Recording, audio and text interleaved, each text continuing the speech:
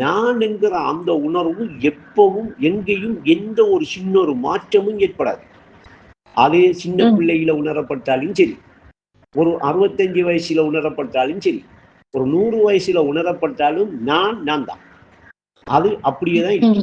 அந்த உணர்வுல எந்த மாற்றமும் ஏற்படாது. அந்த உணர்வுக்கு 1 வயசு 2 வயசு 3 வயசு போறதும் இல்லை, 2 4 5 வயசு குறையறையும் இல்லை.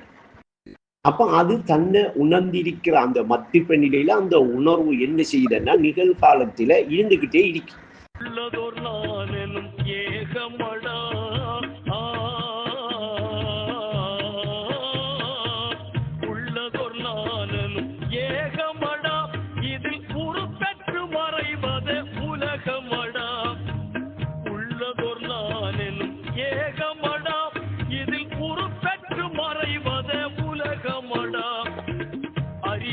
பிறந்த நீ அறியவில்லை, இதை அறிந்திடும் வழியை நீ தேடவில்லை.